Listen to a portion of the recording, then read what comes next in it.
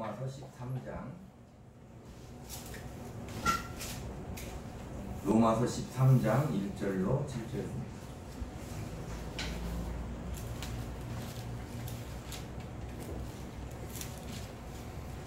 로마서 13장 1절로 7절 한 절씩 있습니다. 각 사람은 위에 있는 권세들에게 복종하라.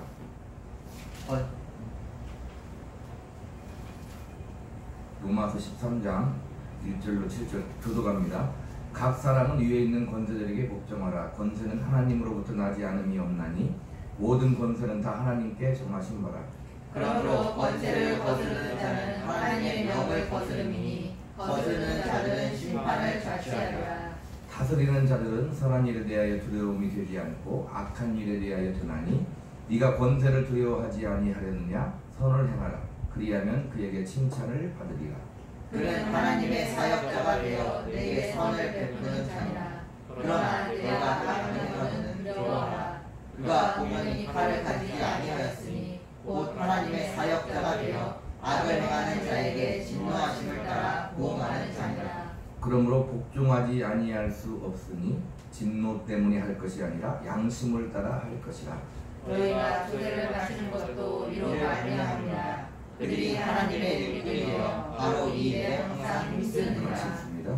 모든 자에게 줄 것을 주되 조세를 받을 자에게 조세를 바치고 관세를 받을 자에게 관세를 바치고 두려워할 자를 두려워하며 존경할 자를 존경하라. 아멘. 기도하겠습니다. 하나님 아버지, 이 시간도 우리에게 집중하는 마음을 주시고 하나님의 말씀을 받게 하옵소서. 그 말씀이 우리에게 아멘이 되게 하시고 생명과 은혜와 능력이 되어 세상에서도 그 말씀에 순종하며 그 말씀으로 살아갈 수 있는 은혜 받는 능력 받는 귀한 시간 되게 하여 주시옵소서. 예수님 이름으로 기도합니다. 로마서 13장 1절로 17절입니다. 1절로 7절. 오늘 제목이 세상 권세에 복종하는 문제. 다 같이 한번 해보겠습니다. 세상 권세에 복종하는 문제. 지난 시간에 보면은 하나님의 은혜를 입은 성도들은 이 세대를 본받지 말고 마음을 새롭게 하여 변화를 받아 하나님의 뜻이 무엇인지를 잘 분별하여서 우리의 삶을 하나님께 드려야 된다. 바로 그 삶은 주님의 지체로서 각자의 자리에서 주어진 삶을 감당하는 것이다. 형제간에는 서로 먼저 사랑하고 또 나아가서 저 세상 사람들을 축복하고 악을 악으로 갚지 말고 선한 일을 도모하며 할 수만 있으면 우리는 모든 사람과 화목해야 된다. 원수 갚는 것은 하나님께 맡기고 우리는 원수에게 먹이고 마시게 해야 한다. 이것이 선으로 악을 이기는 것이다. 그렇습니다. 이 말씀의 연장선상에서 오늘 본문의 말씀이 이어지는 것입니다. 자, 12장 1절로 2절에 보면 하나님과의 관계를 말하고 3절로 13절은 교회 안에서 성도 상호 간의 관계에 대해서 말합니다. 그리고 14절부터 20절은 대사회적인 관계에서 성도의 바람직한 자세에 대해서 어떻게 우리가 믿음을 가지고 살아야 되는가를 말하고 있습니다. 자, 이제 13장에서는 두 신분을 가진 성도가 이 세상에서 어떻게 살아야 되는가. 그러니까 우리가 하나님의 자녀로서 하나님의 나라로서 이 세상 안에서 몸담고는 살고 있지만 또 이 세상의 또 나라와 법에 제재를 받고 또 살고 있는 것이 현실인 것입니다. 그러니까 천국 시민으로서 살고 있고 또 이 사회의 시민사회 한 사람으로서 우리가 살아가는 데 있어서 어떻게 살아야 되는가, 이 상당히 중요한 문제인데, 자, 오늘 본문은 어렵다면 어렵고 따지고 보면 그렇게 어려운 것도 아니지만 무엇이 우리한테 어려움을 주냐면 우리가 이 세상에서 어떠한 자세를 가지고 하나님의 빛의 자녀로서 살아야 되는가에 대해서 그 신앙관을 정립함에 있어서 상당히 어렵고 또 여러 가지 견해가 있는 것이 또 사실입니다. 우리가 하나님의 은혜를 입어서 예수 믿고 구원받은 하나님의 자녀가 되었는데 가장 안 되는 것 중에 하나가 뭐냐면 이데올로기예요. 정치적인 성향인 거예요. 오늘 제목이 뭐예요? 세상 권세에 대해서 우리가 어떻게 해야 되는가. 세상 권세에 대한 문제를 놓고 우리가 지금 오늘 본문을 가지고 은혜를 나누려고 하는데 가장 안 되는 것이 뭐다? 이 정치적인 성향은 참으로 고치기가 힘들고 잘못된 정치적인 성향을 가지고 있으면 우리가 믿음을 가지고 살아가는 데 있어서 많은 장애가 우리한테 오게 된다는 것을 잘 알아야 됩니다. 그러니까 보통 저 사람은 신앙이 좀 있어 이렇게 말해도 이 정치적인 성향은 상당히 해결하기가 어려워요. 그러나 우리가 진정한 신자라면 어떻게 해야 돼요? 하나님의 말씀에 입각해서 우리가 믿음을 가지고 살아야 된다는 것입니다. 자, 그래서 오늘은 좀 잘 생각하고 잘 들어야 돼요. 그래야 잘 이해할 수 있고 또 오늘 말씀을 듣고 난 이후로 우리가 좀 더 변화된 자세를 가지고 믿음을 가지고 이렇게 살아야 될 줄로 믿습니다. 13장 1절 한번 읽어보겠습니다. 시작. 각 사람은 위에 있는 권세들에게 복종하라. 권세는 하나님으로부터 나지 않음이 없나니 모든 권세는 다 하나님께서 정하십니다. 모든 권세는 하나님으로부터 나온다. 이게 대전제예요. 다시 모든 권세는 하나님으로부터 나온다. 하나님 아래 우리 주 예수 그리스도의 권세 아래에 있다가 대전제예요. 이 본문을 가지고 요즘에는 이제 대통령 선거도 끝났고 또 지방 선거도 다가오고 실질적인 우리나라에도 문제가 발생하잖아요. 자기가 가지고 있는 그 정치적인 성향을 합리화하는데 오늘 본문을 가지고 많이 사용한다 이 말입니다. 운 좋게라면 좀 뭐하지만 어쨌든 이 상황이 자기의 상황에 딱 맞으면 오늘의 말씀에 딱 적용하기 좋은 거죠. 모든 권세는 하나님으로부터 나왔는데 무슨 말이 많아? 따르면 되는 것이지. 이렇게 생각할 수도 있다 이 말입니다.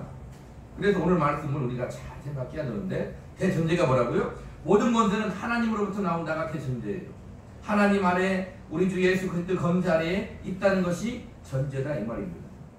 근데 이제 문제는 뭐냐면 오늘 본문에도 정확하게 그러면 어떤 나라의 권세는 좋고 어떤 나라의 권세는 좋으니까 따르면 되고 어떤 나라의 권세는 안 좋으니까 하나님 말씀에 반대되는 것이니까 절대로 따르면 안 돼. 이러한 세세한 종목들이 없다는 데 문제가 있어요. 자, 여기서 각 사람으로 번역된 말이 언어로 화살표식인데 모든 사람을 가리켜요. 그러니까 위에 있는 권세에 복종하는 데에는 한 사람도 예외가 없어요. 모든 사람. 자, 그래서 또 여기 보면 위에 있는 권세를 해석함에 있어서 여러 가지 견해가 있는데 여기서 말하는 것은 분명히 이 세상에 있는 권세를 가리킵니다. 나라의 권세 이런 것을 가리키는 거다 이 말입니다. 영적인 권세 뭐 이렇게 말하는 것만이 아니다 이 말입니다. 분명히 바울은 지금 문맥상으로 볼 때나 지금 로마 교회에게 그 당시에 권세에 대해서 로마가 가지고 있는 권세에 대해서 순종하고 복종하라고 말하거든요. 근데 그 당시는 이제 네로가 우리 기독교를 심하게 박해하던 시기에 접어들지는 않았어요. 그때 쓰여졌지만 어찌됐든 성경은 어제나 오늘이나 동일하신 하나님의 말씀이기 때문에 우리가 잘 참고해 봐야 되는 것입니다. 모든 사람을 가리키는데 한 사람도 예의가 없음을 보여주는 거예요. 원래 헬라어에서 사람은 뭐냐면 안드로포스라는 말이에요. 사람인데 여기서는 무슨 단어를 썼다고요? 푸시케라는 단어를 썼어요. 이 말은 뭐냐면 혼, 영혼, 마음으로도 우리가 번역할 수 있다 이 말입니다. 그러니까 위에 있는 권세에 복종하되 그냥 마지못해서 하는 것이 아니라 어느 정도 인격적인 복종은 아니지만 마음을 쓰고 해야 된다는 거예요. 그래서 우리가 마음을 쓰면서 이 권세에 복종을 해야 된다. 또 굴복하라는 말은 자발적으로 복종하라는 뜻이에요. 그러니까 마음을 써서 자기가 이해하고 자발적인 마음을 가지고 복종해야 된다는 거예요. 우리는 근데 이걸 잊어먹으면 안 돼요. 우리는 하나님의 나라의 하나님의 백성이다. 이 대전제 하에 우리는 이 세상을 바라보고 세상 권력을 바라보고 살아야 된다 이 말입니다. 자, 그러면 이 권고에 대해서 이제 많은 사람이 이제 고개를 갸우뚱할 수 있는 거예요. 생각을 해야 되는 거죠. 바울이 지금 복종하라고 하는 대상은 위에 있는 권세들인데, 그러면 권세들에 대해서 무조건적인 복종을 요구하는 것이냐, 문제가 있다고 생각하는 경우는 우리가 어떻게 해야 되는가, 이런 문제가 봉착한다 이 말입니다. 그래서 우리는 많은 의문이 제기할 수 있고 거기에 대해서 잘 성경을 참고하면서 생각을 해봐야 되는 거예요. 자, 불의하고 악한 정치 지도자들에게 복종을 해야 하는가? 요즘에 전쟁 있잖아요, 그죠? 우크라이나의 전쟁이 있고, 과거에도 보면은 우리나라에도 일제강점기가 있었고, 또 히틀러나 이런 나치 정부가 있었다 이 말입니다. 그럼 무조건 복종을 해야 되는가? 생각을 해봐야 된다 이 말입니다. 통치자들의 편의를 위해서 만들어진 악법도 지키는 것이 도리인가? 자, 보세요. 우리나라에 당면한 문제가 다가옵니다. 차별금지법 이런 것들이 이제 만약에 제정이 되면 어떻게 해야 되냐 이 말입니다. 그리고 성경을 보면 구약의 선지자들은 항시 왕들에게 불의에 대해서 신랄하게 비판하고 분명히 경고를 했다 이 말입니다. 또 우리가 코로나도 겪었지만 정부가 교회 예배라든지 전도활동 등을 어떠한 법을 통해서 제한할 때 우리는 어떻게 해야 되는가 이 말입니다. 관점에 따라서 이것은 상당히 복잡하고 우리 기독교계에도 당면한 현실의 문제가 될 수 있는 거예요. 그런데 여기서 위에 있는 권세들에게 말할 때는 위정자 자체가 아니라 국가의, 나라의 통치 기구를 가리킨다고도 볼 수 있어요. 요즘에 유행하는 말이 뭐예요? 시스템에 의해서 이런 말 하잖아요. 이게 나라의 통치 기구를 가리킨다고 볼 수 있는 거예요. 계속해서 지배하는 혹은 권세를 가지고 있는 정부를 뜻하는 걸로 이해할 수 있다 이 말입니다. 자, 그렇게 말해도 좀 이해하는 데는 어려움이 있죠. 왜냐하면 정부라고 말하지만 그 정부에서 실질적인 권한을 행사하는 사람은 누구기 때문에요? 관료자, 사람이다 이 말입니다. 그래서 국가 통치 기구와 시스템과 유정자를 엄격히 구분하기는 어려워요. 자, 우리 13장 2절을 한번 보겠습니다. 시작. 그러므로 권세를 거스르는 자는 하나님의 명을 거스름이니 거스르는 자들은 심판을 자취하리라. 자, 타의 질서를 유지하고 정의를 세우기 위하여 굳게 존재하는 국가 권위에 대한 계속적 불순종은 결국 어디에 권위에 대한 도전이 된다고요? 하나님께 대한 도전이 되는 거예요.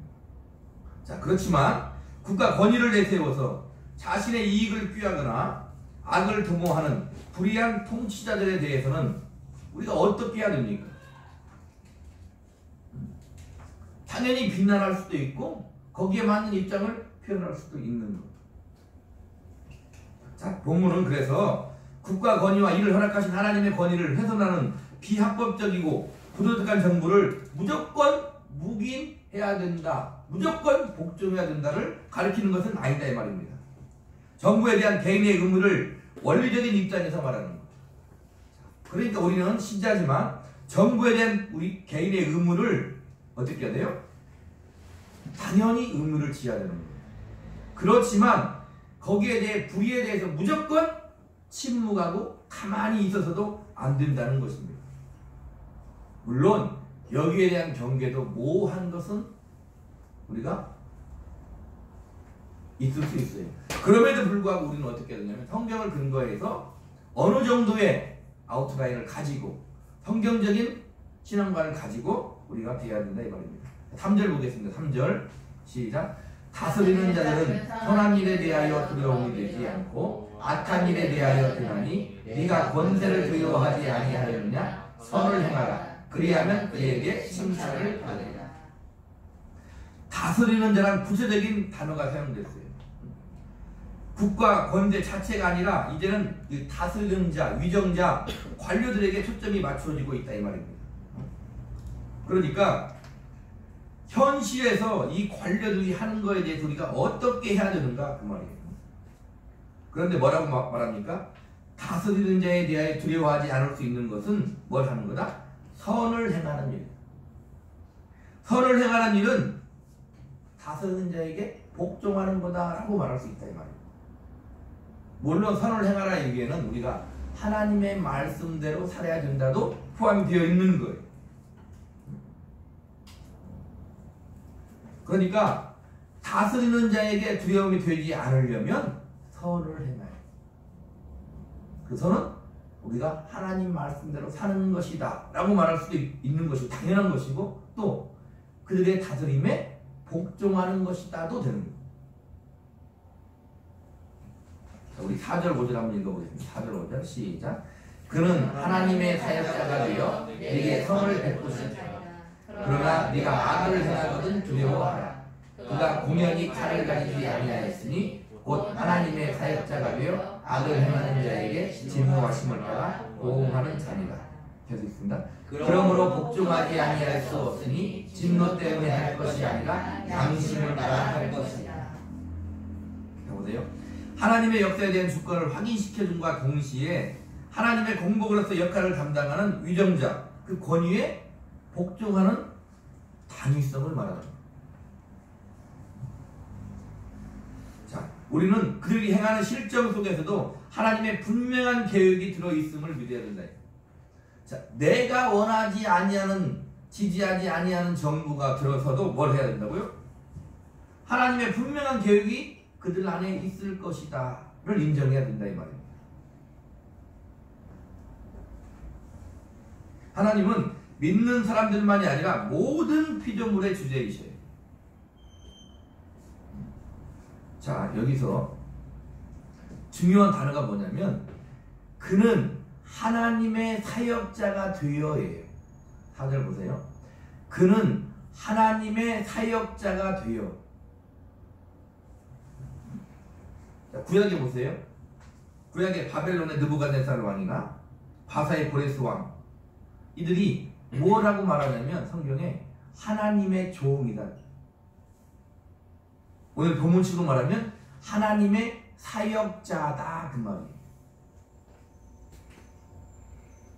여기서 하나님의 사역자란 말은 뭐냐면 하나님이 세워 하나님이 쓰시는 종이라는 거예요. 그러니까 내가 마음에 들지 않는 사람도 하나님이 쓰시고 하나님이 세웠다 이 말입니다.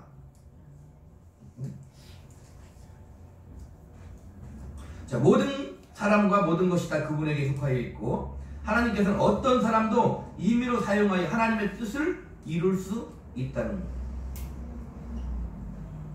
그래서 하나님의 사역자라고 말하는 거예요. 이번에도 이제 지방선거 나오면 잘은 모르지만 그들 중에도 누가 있을 수 있어요? 신자가 있을 수 있고 우리 기독교 신자가 있을 수 있고 아닐 수 있는 거예요. 그러니까 기독교 신자는 하나님의 사역자고 아닌 자는 하나님의 사역자가 아닌 게 아니라 예수를 믿지 않아도 하나님의 사역자라고 말할 수 있는 거예요. 그러니까 목사니까 가끔 이렇게 정치가들도 보면은 정치하는 사람들 보면은 믿는 사람이 있고 믿지 않는 사람이 있어요. 근데 믿는 사람인데 왜 저런 말을 하고 왜 저렇게 행동을 하고 신앙 양심에 따라서 당에서도 자기의 목소리를 내야 되는데 그 당을 따라갈까? 이런 사람이 분명히 있다 이 말입니다. 근데 어떤 사람은 신자가 아니야. 그런데 우리 기독교 입장에서 보면 아주 기독교적인 그런 의식으로 하나님 말씀에 합당한 정책을 피고 그런 사람이 분명히 있다는 거예요. 그러니까 꼭 믿는 사람만 우리가 정치에 내보내고 그렇게 되는 것도 아니지만 그럴 필요도 없는 거예요. 잘 판단을 해야 되는 거예요. 어디 한쪽에 편중돼서 치우치지 아니하고 아까 대전제가 뭐예요? 모든 권세는 하나님께로부터 나와. 그러면 기준이 뭐라는 말입니까? 하나님의 말씀이 기준인 거예요. 그게 대전제. 거기에 대해서 우리는 우리의 정치적 인사를 자유롭게 표현할 수 있어야 된다 이 말입니다. 그냥 무조건적인 지지와 무조건적인 그런 성향을 가지고 거기에 지지하면 안 돼요. 하나님의 사역자라고. 우리가 또 주의할 것은 아까도 얘기했지만 통치 기구와 기구의 권세와 사람에 대해서 얘기했잖아요. 뗄 수 없는 거잖아요. 어느 한 사람에 대해서 뭐예요? 우상의 버금가는 숭배를 하는 것도 문제가 됩니다. 그런 사람들이 많습니다.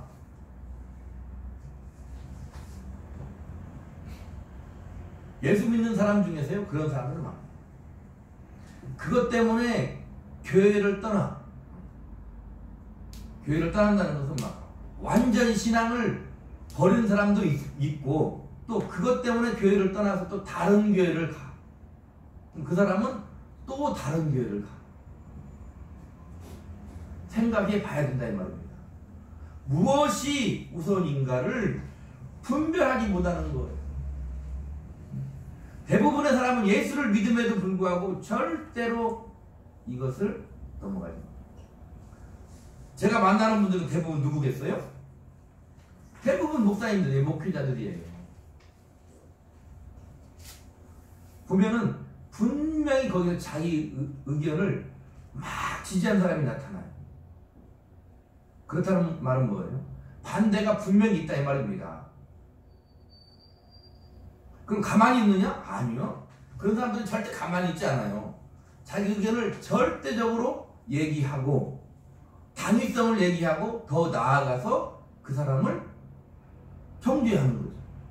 저는 어떨 것 같아요? 모임에 가면 제 의견을 확실하게 얘기할 것 같습니까? 얘기하지 않을 것 같습니다. 전 얘기 잘 안 해요. 그런 거.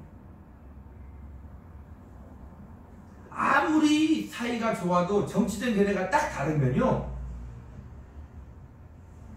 벌써 이게 벽이 다 가로막히는 거예요. 연예인들도 보세요. 이번 대선에서도 정치적인 색깔을 표현한 사람 있잖아요. 평소에 자기가 아무리 좋게 생각했는데 나는 그 사람이 좋았는데 나하고 정치적인 색깔이 달라. 그러면 벌써 이 딱 벽이 가로막히는 거예요. 다시는 그 사람 안 좋아합니다. 그래서 어느 편이나 어떤 사람을 우상 숭배에 하나게 좋아하면 어떻게 되냐면 무조건적인 긍정을 보내요. 반대편에는 무조건적인 반대를 보내는 거예요. 그러면 안 된다 이 말입니다. 진정한 신앙인이라면, 하나님의 자녀라면, 하나님의 은혜를 입은 사람이라면 그리스도인으로서 어떻게 해야 돼요? 공심을 가져요. 공심을 가져야 돼요. 그래서 본절은 어떻게 되냐면 위정자가 하나님의 주권하에 있다는 사실을 원론적으로 밝힌 거예요. 자, 성도가 이 세상의 통치자에 대해서 무조건 복종해야 하는가는 이는 별개의 문제다 이 말. 원론적인 것은 뭐라고요? 위정자가 이 나라의 권세가 하나님의 주권하에 있다는 것을 인정하라 이 말입니다.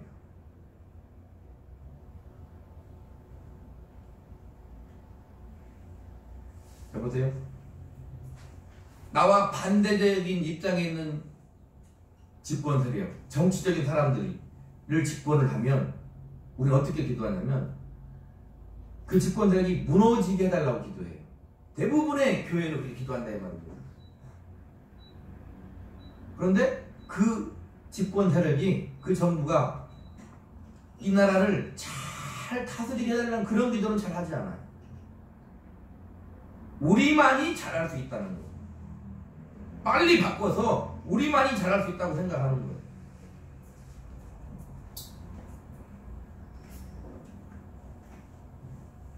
저는 목사로서, 그리스도인으로서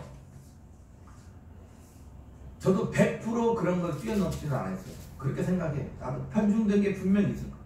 그러나 무조건적인 편중이나 무조건적인 것은 하지 않는다 이 말이에요. 잘한 것은 잘했다고 말해야 되고 못한 것은 못했다고 말해야 되고, 이 나라를 위해서 진정으로 그리스도인으로서 기도해야 된다 이 말입니다. 자, 하나님의 뜻을 거스리고 그분이 주신 권력을 악용하는 유정자에 대한 성도의 자세에 대해서는 5절에서 말하고 있어요. 자, 5절 보면 읽습니다. 시작. 그러므로 복종하지 아니할 수 없으니 진노 때문에 할 것이 아니라 양심을 따라 할 것이라. 자, 오늘 로마서 13장 1절부터 7절 말씀 중에 중요한 말씀이 핵심적인 구절이 있는데, 첫째는 뭐냐면 각 사람은 위에 있는 권세들에게 복종하라. 1절 권세는 하나님으로부터 나지 않음이 없나니, 이게 핵심적인 구절이고, 거기에 버금가게 중요한 구절이 자 5절 그러므로 복종하지 아니할 수 없으니 진노 때문에 할 것이 아니라 뭐예요? 양심을 따라 할 것이니라. 이 말씀이 핵심적인 구절 중에 한 절이에요.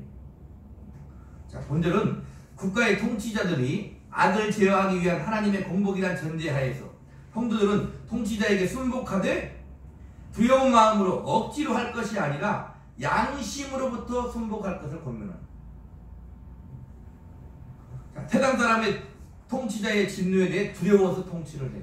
그러나 하나님의 자녀, 하나님의 백성은 그 두려움 때문에 하는 것이 아니라 하나님의 백성으로서 하나님의 명령에 복종해야 한다는 그리스도인의 양심에서 해야 된다. 세상 사람도 양심이 있잖아요. 그러나 그들은 뭐예요? 자연인의 양심인 것이고, 우리는 그리스도인으로서 양심인 거예요. 우리의 양심은 거기 누가 있어요?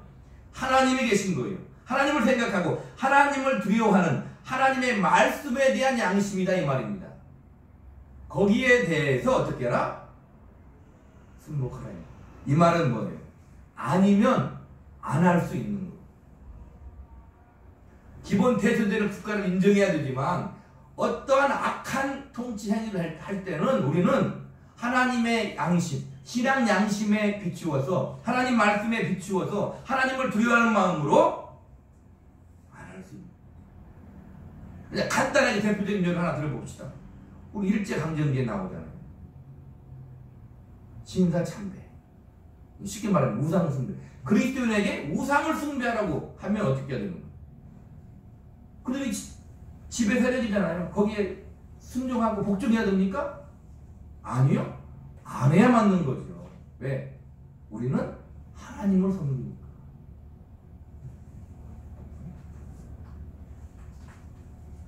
그러니까 성도는 국가 통치의 권세에 복종함에 있어서도 공권력에 대해서 공포심이 아니라 하나님의 말씀에 비추어 신앙 양심의 판단에 따라 행동해야 됨을 지적하고 있는 거예요. 그러나 통치자가 권력을 가지고 우리 신앙 양심에 반하는 것을 요구할 때, 하나님 말씀에 반대되는 것을 요구할 때 우리는 저항할 수 있는 거예요. 우리 그래서 이 기독교 내에도 보면은 교파에 따라 여러 가지 그런 것에 대한 그 입장이 있어요. 그래서 적극적으로 이 나라 현안의 문제에 대해서 집회도 하고 그런 성향 가진 교파도 있고, 아니 그러지 않는 교파도 있다 이 말입니다. 그러나 근본적으로 하나님 말씀에 우리 신앙 양심에 반대적인 것을 요구할 때 우리는 어떻게 할 수 있어요? 저항할 수 있다고 생각합니다. 그렇다고 해서 이것이 폭력을 정당화하는 말은 아니에요. 잘 이해해야 됩니다. 우리가 저항할 수 있지만 우리의 폭력을 행사해서 정당화하려고 하는 그런 뜻은 아니다 이 말입니다. 그리고 더 나아가서 이 나라의 정부를 전복시키기까지 그런 거 아니다 이 말이에요. 우리 기독교의 본질을 통째로 엎어버리려고 하는 그런 나라와 정부가 아닌 이상 그 나라와 정부를 우리는 인정은 해야 된다 이 말입니다. 폭력으로서 그것을 전복시키는 것이 아니다 이 말입니다. 이해 가십니까? 하나님의 사랑과 정의에 근거한 선지자적인 자세로 그 부당성을 지적하면서 평화적인 저항을 시도하는 것은 우리가 얼마든지 할 수 있는 거예요. 그래서 교회의 역할을 우리가 해야 되는 거예요. 자, 이것이 바로 구약의 선지자들과 2000년 교회사의 위대한 개혁자들이 불의 앞에서 선택한 실천 방법이에요. 그러니까 이 나라에 당면한 거, 지금 현재 우리가 말하는 거예요. 가장 당면한 게 기독교계에는 뭐가 있어요? 차별금지법 이런 거죠. 교회는 가만히 있으면 안 되는 거예요. 나라를 전복시켜도 안 되지만 가만히 있으면 안 된다 이 말입니다. 교회의 목소리를, 교회의 입장을 공적으로 보여야 되는 거죠. 세상이 두려워서 그렇게 하면 세상이 교회에 안 올까봐? 아니죠. 그런다고 해서 세상이 교회에 안 오는 거 아니에요. 하나님의 말씀이 선이고 생명이기 때문에 우리는 교회의 입장을 확실하게 내보여야 됩니다. 우리나라에도 보면은 일제강점기 때에도 교회가 그 우상숭배에 대해서 교파 간에 여러 가지 차이가 있었어요. 그래서 거기에 굴복하고 신사 참배한 교단이 대부분이다 이 말입니다. 아닌 교단들도 있죠. 대표적으로 고신 이런데, 그 다음에 침례교 이런 데는 안 했어요. 장로교는 한 경우가 많아요. 아니 했어요.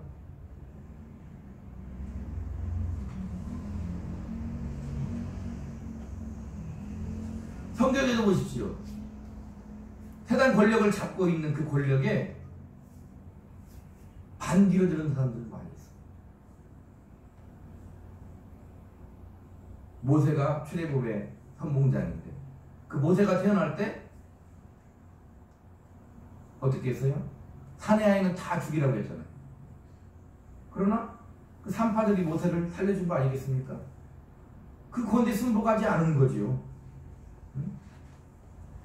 또 독재 정권 시대, 우리나라 독재 정권 시대에 분명히 그 독재 정권을 옹호한 그런 교파들이 교파라고 말하는 것도 뭐하고 옹호한 목사님들이 분명히 있었어요. 그러나 아닌 목사님들 많이 있었다 이 말입니다.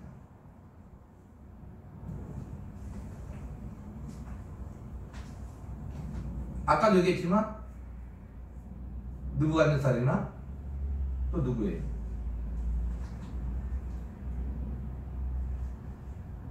그런 왕들이 하나님이 세우신 통치자인데 하나님의 종이라고 했는데 그들에게 반기를 들었죠. 그래서 우리가 잘 알고 있는 누구예요? 다니엘. 우상 숭배하지 않았어요. 사드락 메삭 아벳느고 우상 숭배하지 않고 우상의 제물을 먹지 않았다 이 말입니다. 그 당시에서는 그것이 기준이었으니까. 사도행전에 보면은 사도들, 제자들, 성도들 복음을 전하지 말라 한 그 나라의 권세 앞에 우리는 하나님의 복음을 전하지 않을 수 없다 분명히 그렇게 말한대요.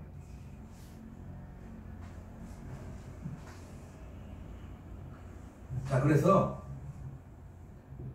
대전제는 이 나라의 국가의 권세에 우리는 복종해야 되지만 그것이 하나님의 말씀을 상당히 침해하고 반대적인 것이고 기독교를 무력화시킬 수 있는 것이라면 우리는 분명히 저항할 수 있다는 것.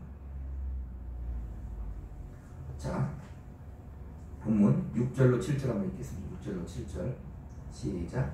너희가 조세를 바치는 것도 이로 말미암으리라. 그들이 하나님의 일꾼이 되어 바로 이 일에 항상 힘쓰느니라. 모든 자에게 줄 것을 주되 조세를 받을 자에게 조세를 바치고 관세를 받을 자에게 관세를 바치고 두려워할 자를 두려워하며 존경할 자를 존경하라. 이런 말이 지금 로마서잖아요. 바울이 왜 이런 말을 하냐면 당시 로마 제국은 여러 민족들로 구성이 되어 있었어요. 그리고 납세를 세금을 안 내려고 거부하는 자들이 많이 있었다 이 말입니다. 근데 그 중에 또 대표적인 세력이 어느 세력이었다고요? 그리스도인들이었다는 거예요. 거기에 대해서 이러한 시대 상황에 대해서 바울은 그리스도인들이 어떻게 하는 거예요? 세금 내라! 이렇게 말하는 거예요.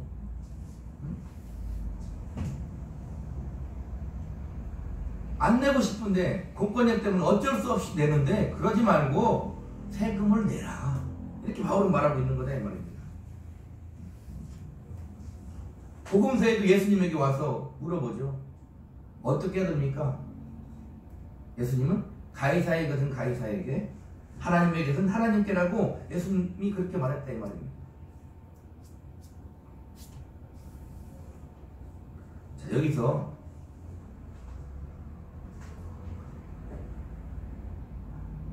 이를 이남이라 했대. 이를은 뭐냐면 5절에 나오는 양심을 가리키는 말이에요. 그 신앙 양심, 하나님의 말씀에 비추어서 너희는 세금도 내야 된다. 절대로 그 양심에 어긋나는 일이 아니라는 거예요.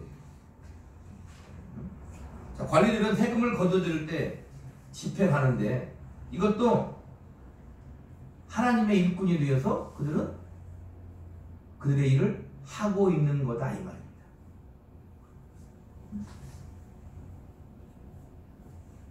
여기에서 하나님의 일꾼을 표현한 것은 우리가 납세 의무를 준수를 요구하는 것, 우리에게 그런 세속의 권세를 세우시고 하나님께서 그 세속 권력이 하나님의 공의를 시행하고 있음을 또 전제하고 있는 것이기도 해요. 우리는 뭘 해야 돼요? 세금을 내야 돼요.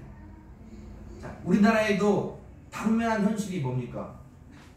교회의 세금을 교회가 세금을 내야 되냐 안 내야 되느냐 이런 문제가 발생하는 거예요. 교회 입장은 뭡니까? 왜 세금을 내야 하느냐 이렇게 지금 그런 입장이잖아요. 아직은 아마 시행이 되지 않았을 거예요. 어떻게 생각하십니까? 교회는 세금을 내야 됩니까? 안 내야 됩니까? 그리고 목사님들은 세금을 내야 됩니까? 안 내야 됩니까? 성도가 한 헌금은 다 나라에 세금을 내고 한 그 돈으로 헌금한 것이기 때문에 안 내야 된다가 대세를 이루고 있는 게 현실이잖아요. 물론 대부분의 목사님들은 교회가 크지 못하고 자립하지 못했으면 낼 형편도 안 돼요. 그건 당연히 안 내는 게 아니라 낼 것이 없고 못 내는 거지요. 그것도 우리한테 핑계를 대는 것이라고 말하면 우리는 더 말할 수 있지만 대부분의 목사님들은 그렇게 세금을 낼 만한 그런 사례비를 받지 못하는 게 현실적인 교회들의 대부분이지만 그렇지 않은 교회들도 있다 이 말입니다. 그럼 목사님들은 세금을 내야 됩니까? 안 내야 됩니까? 개인적으로 말하면 개인적인 의견을 말하면 내야 된다고 봐요. 세상 사람과 똑같이 그 정도의 사례비를 받으면 당연히 내야 되는 거죠. 교회에 대한 세금도 나는 내야 된다고 생각합니다. 그 세금을 내면 물론 그 세금을 가지고 부정하고 부패한 관리들도 있을 수 있지만 그렇지만 대부분의 그 세금은 어디에 쓰여질 거예요? 이 나라를 위해서 이 나라의 백성들을 위해서 쓰여질 것 아니겠습니까? 우리가 예수를 믿고 살아가는 이유가 무엇입니까? 하나님의 영광을 위해 많은 사람들에게 복음을 증거하기 위해 그들을 위해서 살아가는 거잖아요. 그러면 교회도 안 세금을 내야 된다고 생각해요. 물론 제 의견에 반대하는 목사님들도 많이 있을 줄 알아요. 자, 그런데 교회가 쉽게 말하면 보편적인 나라에 정하는 법을 잘 이행하지 않는 경우도 많아요. 목사님들이 그런 말씀 많이 들었어요. 우리는 무슨 타당성을 가지고 있다? 우리는 이 세상에 살고 있지만 교회는 하나님 말씀대로 하는 것이지 세상의 법대로 하는 게 아니야. 제가 지금 한 설교도 그런 부분이 있잖아요. 근데 대부분은 하나님의 말씀을 이용해서 교회가 세상에서 이 세상 나라에 이 나라의 통치에 굴복하지 않으려고 하는 그런 이유로 사용한다 이 말이에요.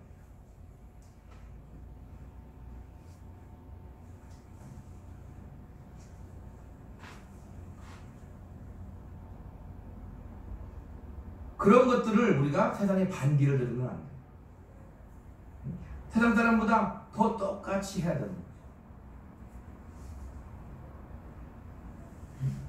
제가 목사가 되기 전에 큰 교회 섬기고 있을 때, 형신도 있을 때도 그 교회를 지는 데 있어 여러 가지가 있지만 여러 가지 그 건축적인 문제도 있고 그런 법들이 있어요.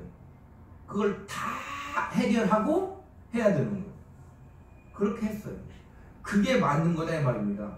거기에 따르지 않고 우리는 하나님의 말씀대로 하기 때문에 세상의 법과는 무관하다고 무대뽀로 밀고 가면 안 된다 이 말입니다. 개인적으로 봐서도 마찬가지인 거죠. 그러니까 세상의 도덕적인 법, 우리 성도로서 세상의 도덕적인 법, 가장 보편적인 법도 우리는 그들보다 세상 사람도 양심적인 사람, 세상 양심을 가지고도 잘 지키잖아요. 우리는 더 잘 지켜야 되는 거예요. 그러니까 우리는 그 도덕과 윤리를 뛰어넘는 그런 신분과 그런 단계에 있는 성도다 이 말입니다. 신자다 이 말이에요. 그러니까 능히 그들보다 우리는 더 잘해야 되는 거죠. 월등하게. 우리 기독교가 세상의 도덕과 윤리라는 것을 그것을 무시해서가 아니라 그것을 뛰어넘는 탁월함으로 우리의 정체성을 세상한테 보여야 되는 거예요. 그런데 이 코로나 시대에도 보세요. 세상보다 더 많이 욕먹는 곳이 교회가 됐어. 아니, 각 개개인의 교회, 각 개개인의 성도들 자신만 보더라도 주위의 인간관계를 할 때 누가 원하는가 보세요. 예, 물론 세상 사람 잘못하는 사람 많이 있죠. 그러나 성도들이 더 어찌해 볼 수 없는 사람 많아요. 무엇을 가지고 있으니까? 우리는 단위성을 가지고 있으니까. 하나님의 말씀이라는 단위성을 가지고 있으면 세상 같은 것은 그냥 가차없이 칼로 쳐내는 거예요. 누가 건드리냐 이 말이에요. 우리는 하나님 말씀대로 사는데 우리는 그 기준점을, 그 분별을 잘 할 줄 알아야 되는 거예요. 그러니까 본문 말씀대로 세상의 조세에 대해서 우리는 다 해야 되는 거예요. 세금 납부 의무를, 납세 의무를 잘 이행해야 된다 이 말입니다. 그 이유가 무엇입니까? 국가가 존속돼야 되는 거예요. 우리가 그리스도인이지만 이 대한민국이란 나라의 한 시민, 국민이다 이 말입니다. 그 나라를 위해서 우리는 세금을 내야 되는 거다 이 말입니다. 국가는 그래서 하나님께서 자기 백성을 보호하고 그들이 세상에서의 자기 책임을 다할 수 있도록 마련한 장치이다 이 말입니다. 만약에 국가가 없다면 최소한의 법의 보호를 받지 못해요. 국가가 없다면 무법천지가 되는 거죠. 그 누구도 안전한 인생을 보장받지 못할 거예요.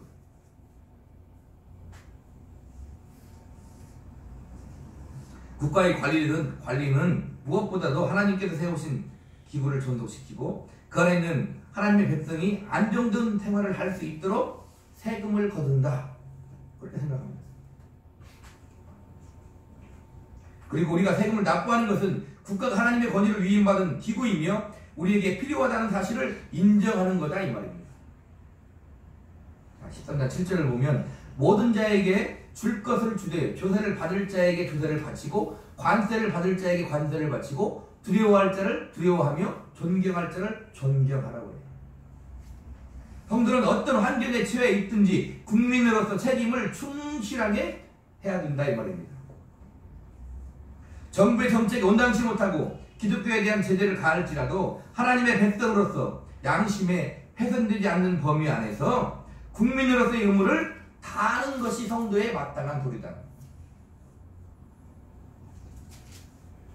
반그리스도적인 인물이 정부를 운영해서 교회가 곤란을 당하고 우리 자신이 신변의 위협을 느끼는 상황이라 해도 국가의 유지를 위해 국민으로서 의무 곧 납세라든지 공공질서를 지키는 일은 불평하지 않고 온전히 이행해야 된다 이 말입니다. 두려워할 자를 두려워하며 존경할 자를 존경하라고 해요. 모든 관리들을 가리킵니다.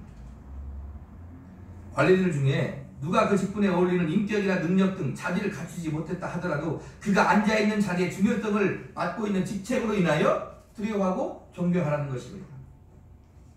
우리는 그를 독립된 인간으로 보지 말고 하나님의 일꾼으로서 그분의 명령을 수행하고 있는 존재로 인식해야 된다 이 말입니다.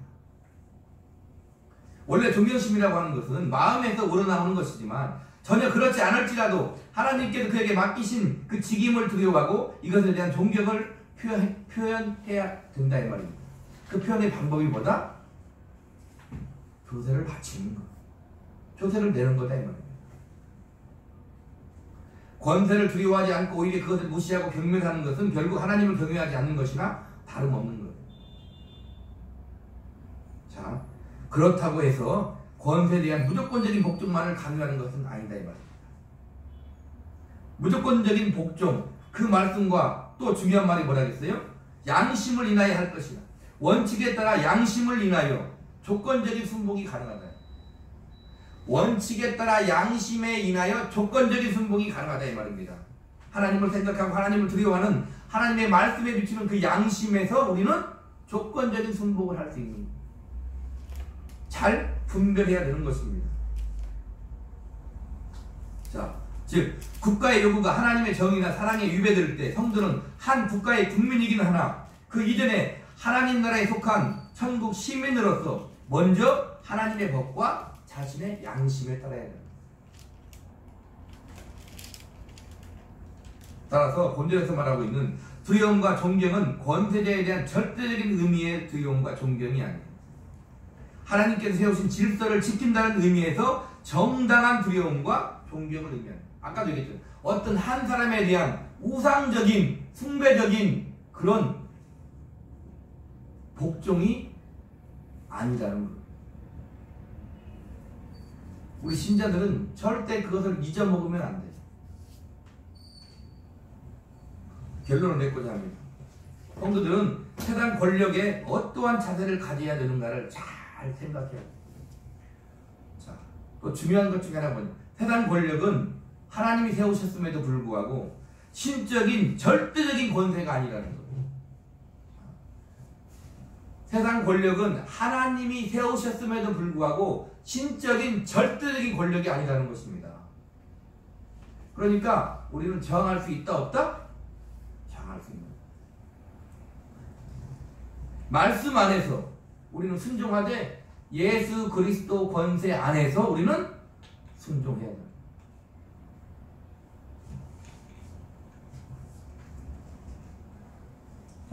그래서 하나님의 말씀을 무기 삼아서 나와 반대되는 세력을 처참히 짓밟는 데 사용하면 안 돼요. 하나님의 말씀을 인용해서 내게 합리화를 시켜서 자기 만족을 하는데 하나님의 말씀을 사용하면 안 돼요. 다른 나라 사람들도 그러겠지만 우리나라 사람은 물론 아닌 사람도 많이 있지만 그 정치색을 나타내면 있어 그런 것들이 너무나도 많다 이 말입니다. 거기에 확실한 분별을 가져야 된다 이 말입니다. 자, 정리합니다. 자, 모든 권세는 위로부터 와 하나님이 세우시는 권세. 그럼에도 불구하고 그 권세는 하나님과 같은 신적인 절대적인 권세가 아니라는 것을 우리는 인정해야 됩니다. 그러나 하나님이 세우신 나라, 하나님이 세우신 구조, 정부, 관리들에게 우리는 보편적인 가치관 안에서, 보편적인 질서 안에서 어떻게 된다? 우리의 의무를 다해야 된다. 그리고 교회는 교회대로 하나님 말씀에 입각하여 교회의 입장을 이 세상에 이 나라의 정부에 분명히 해야 됩니다. 나타내야 되는 것입니다. 폭력으로 그것을 쟁취하라는 것이 아니라. 아멘. 그런 확고한 하나님의 말씀의 기준을 가지고 세상 권세에 복종하면서 하나님의 자녀로서 그리스도인으로서 우리가 어떻게 이 세상의 권세에 복종한 것은 복종하며 아닌 것은 아니라고 말하며 하나님의 말씀의 권위를 나타내며 우리가 살아야 되는가를 이 시간 확실하게 정립하는 귀한 시간 되기를 바라겠습니다. 아멘. 오늘 좀 말씀이 어렵지만 그래도 우리가 하나님의 말씀에 대해서 잘 분별하고 그 말씀 안에서 우리의 신앙관을 확실하게 가지고 이 세상을 살아가는 데 있어서 우리의 나침반이 그리고 믿음의 마음을 가지고 이 세상을 바라보고 세상의 정치를 바라보고 세상 사람을 바라보고 거기에서 우리가 어떻게 살아야 되는가를 고민하는 이 시간 되기를 바라겠습니다. 바라고 보라기는 진정 어느 한쪽에 편협하게 치우치지 말고 공식을 가지고 은혜 입은 자답게 하나님의 말씀에 순종하며 정죄보다는 그들을 사랑하며 그렇게 귀한 믿음의 삶을 사시기를 우리 구주 예수 그리스도의 이름으로 축복합니다. 기도하겠습니다.